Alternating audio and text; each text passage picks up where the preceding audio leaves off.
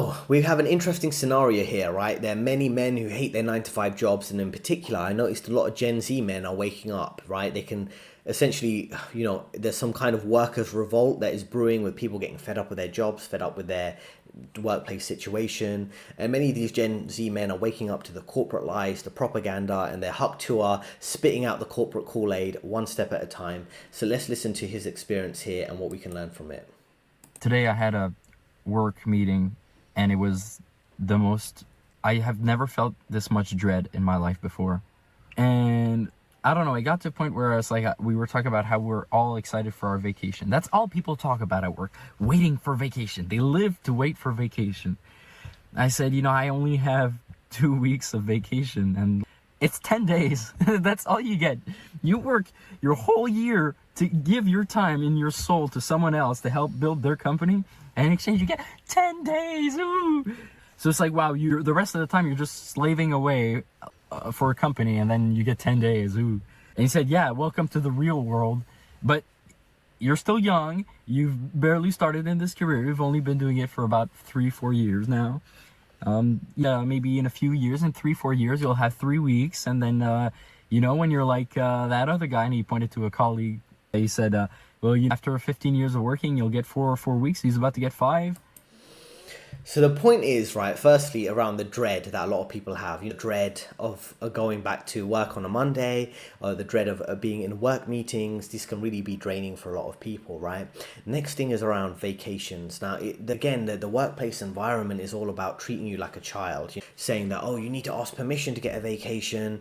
You only get 2 weeks vacation. You can only take it during certain time periods. It's like you're a child at school. You're asking to leave the school early for one day, right, for an afternoon, right? And when they say welcome to the real world, this system is really a sick system, right? And this isn't the real world, right? The real world is humans living in tune with nature, humans not being in insurmountable amounts of debt through student loans, through credit card debt, all these things that this system treats you and acts like it's normal. That's not actually the real world, right? The real world is actually, like I say, it's the complete opposite of what this system is. And people are waking up. Typically, he'd be characterized as a lazy Zoomer, but many of these men are just men who are waking up. They're not actually lazy. What? So you're telling me if I slave away and I give all my time to someone else and all the other disadvantages that come with having a 9 to 5, well, more 8s to 5 because my lunch isn't paid. You're telling me I can get 20 days? Ooh. Really? The worst part is exchanging time for money. There's commute. If you have your own company, you can deduct your commute to work, right? As an employee, you're taxed before you get the money, so you can't deduct anything. So people think like you're supposed to do this. This is because you're taught this in school. You're taught this from family, from friends. You're supposed to do this. This is the only way. I said this in my other video. The only time I'll recommend a traditional path is if you've got something that makes you happy that you want to achieve. I know someone who wants to become a lawyer because that's what they want in life, and that's their meaning to live. Some people want to be a teacher. Some people want to be a doctor and save lives. Then do that. But get taxed the hell out of what you make before you even make it. Whereas if you have your own company, if you're smart with that money, you can make that money grow before you pay taxes at the end of the year. So you win. Plus, money's worth less as time goes on. So that tax amount you need to pay, it's worth less later. So it's better to pay it later than immediately. When you get taxed before your salary, that's when you lose the most. And then you're left with nothing. Because the moment you quit your job, I quit tomorrow, there's nothing left. You haven't built up something for yourself that you keep for yourself. You work all this time, you leave, and that's it. They're thankful you did it for them. But you're left with nothing. They're not going to be like, hey. So it's very interesting here, right? What we see is he's coming to a realization in his mid-20s, I would assume, compared to what most people come into their realization in their late 40s, 50s, 60s, and things like that. So when you have a 9 to 5, it's never a 9 to 5. It's always like an 8 to 6, because if you include the commute, typically they'd always occasionally have meetings, especially in finance roles. If you are new to the channel, I've worked at some of these companies for over 10 years, investment banking, sales and trading, at the companies there. So my advice to Gen Z kind of is really learn from this example, see what you can benefit from this individual who is waking up. Firstly, you are trading a lot of your time for money, and with the high tax rate, high living costs, particularly for those high paying jobs, you'd be in a high cost of living area, right? And in those scenarios, you'll essentially realize that commuting to work is pointless because you could probably work from home, but these companies just want to drag you to the office for the sake of it.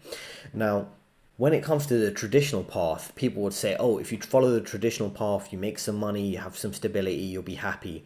Now, you should really think about what you actually want and not be pushed into the traditional path of the 9 to 5 career path unless you want to, right? So always think about it realistically. If you want to work, for example, in investment banking, do you want to actually want to work those long hours? Are you comfortable with that lifestyle? Are you happy with the salary, the average salary that people earn there? Are you comfortable with the lack of job stability? And then what's very important is, regardless of what career you choose, whether it's finance or otherwise, is do you have the financial literacy to understand how much your pay is after you've paid the tax, after investing, how much money could you potentially spend on your side business? Could you maybe operate as a consultant within your industry, as a self-employed person?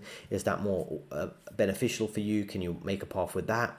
It's important that you build something and that you can reap those benefits, because if you work for a company, they'll treat you like a cog in the machine. All the benefits will go to them. All the instability and lack of job security will head your way, right? While they get the stability of that income and be able to reinvest their profits while you're not sure if you're going to have a job next year. So let's listen to the last little clip here. I have big ambitions, big dreams. Working for someone else and thinking it's the only way is wrong. And I can't do it. I know a lot of people in the comments will be like, well, then prove it. Or, yeah, well, you just need to accept it. I think that's just the consensus. People say, well, you just need to accept it. That's what my colleagues were saying. You just need to accept that's normal life. Because that's what they've been told. I'm sorry, maybe I dream in color, but I'd much rather do that than black and white. I don't care about money. I want time. 10 hours every day is gone. No, it's never been about the money. I don't care about money. Cut my salary in half. I don't care. I want control over time. So this is what I advise you. The point of this video is to give some advice to Gen Z men, right? So firstly, it's good that he has big ambitions, they have big dreams. Everybody should want to do their own thing before you hit your breaking point, in the sense of just, breaking and settling for the job. The same way some people might settle in a relationship, people settle and become normies at NPCs and get brainwashed of just sticking with a standard work-consumed life. It's important that you value your time over money, value freedom over finances, and the finances should facilitate the freedom in your life, right? Now, school will train you to be an office slave, as I mentioned, in terms of your vacation time, when you were looking at the clock for 3 p.m. when you're working in a school, where you're studying in a school, and you're looking at the clock when you're working a corporate job for the end of the day, so you can get on with living your life. It's important that you start somewhere, you save and invest. So maybe if you're working a 9 to 5, you're saving and investing to do what you want. You should I agree with championing entrepreneurship, but many people will find the startup capital from doing their standard job, whatever 9 to 5 that is, right? So it's important that you understand it takes time to build that option on the side for yourself, and for that time period, you might be able to stick with the 9 to 5 for that time period, right? And it's very interesting to consider from speaking from the perspective of people who are in the entrepreneurial route versus the standard 9 to 5 route. You will have those stressful days as a business owner or a self-employment person where you might not be making money, where you have to work extra hours. So similar things to a job, but at least you do take ownership over that, and you're not working a 9 to 5 where, again, you can put in extra time and it doesn't reap any benefits from you. So you can't really miss in your own business, right? And sometimes those easy, high-paying corporate jobs, you can have slip-ups, you can have good and bad days, but in your own business, you are under pressure. There is no one that's going to catch you. There's no catch you when you fall. There's no layoff package if you have a side business that fails, right? And when you're an entrepreneur, the truth is you end up thinking all the time about that business and what you're doing. I have this YouTube channel. I'm thinking about it all the time. Even when I try not to, sometimes ideas come to me. Sometimes I'm concerned with, if I say that, will that impact my ability on the platform to grow? There are lots of stresses that come with that. So this idea that the 9 to 5 is terrible and entrepreneurship is the savior solution, it's not always that simple. Now, another example I want to give you is around the reality of working in that corporate environment. You will be smarter than your bosses. A lot of your bosses will be normies, they'll be NPCs, they'll be incompetent. If you're Gen Z, you're just recently into the workplace for the first few years, you'll be able to pick up on these things. And the whole point of the 9 to 5 is to domesticate young working age, military age men, to get them to conform with this system and not focus on the real achievements and big goals that they could have, right? And the truth is, there's a lot more to life, and you're capable of a lot more than that standard 9 to 5 that you're doing, right? And when you're working for a corporation, you should think, do you want to end up just in middle management for the rest of your life? Is that what you want to do, or do you have other goals? You'll have to do a lot of pointless training courses that are going to waste a lot of your time. They deliberately drain your energy in these corporate jobs. And versus where you are in an entrepreneurial role, maybe you have your own self-employment thing on the side. If you build that over time, there's a phrase, if you kill what you eat. When you say you kill what you eat, that means, if you're chasing sales, you're building up your own client base, that's kind of more preferable because you can be a free man. And that does come with that risks, right? If you don't hunt, if you don't kill what you eat, if you can't kill what you eat, in the sense you're not attracting new clients, you're not making new money, that can become a difficult scenario. So just balance that out. The stresses and the problem with the 9 to 5s, there are also problems with the alternative too.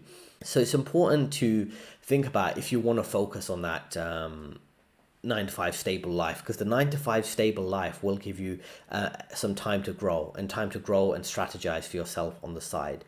So it's important to focus on your potential. What is your corporate potential, and what is your personal potential on the side for doing your own thing? And it always is a toss up and a balance between the two. Many people are juggling both those things. So if you are in Gen Z, you are a Zoomer, you're not sure what to do, I hope there was some helpful tips, helpful starting points for things for you to think about, make a quick note of. And if you're looking for more genuine career advice, someone who's going to give you an honest answer and not brainwash you like a standard career mentor at a company you're working at, telling you just to suck it up and put up with these ridiculous control over your life just so you can make it to middle management and make an average salary, I'm available to provide you with some honest, genuine career advice. Feel free to reach out to me. The link's in the description. If you are watching this video, let me know your thoughts in the comments. Are you a man who's fed up with your 9 to 5? Are you in Gen Z? Are you kind of looking at alternative options? You're looking for some honest advice? What has your experience been like in the workplace? Let me know in the comments. There are 2 recommended videos on your screen right now. Free ebook in the description, and I'll see you next time.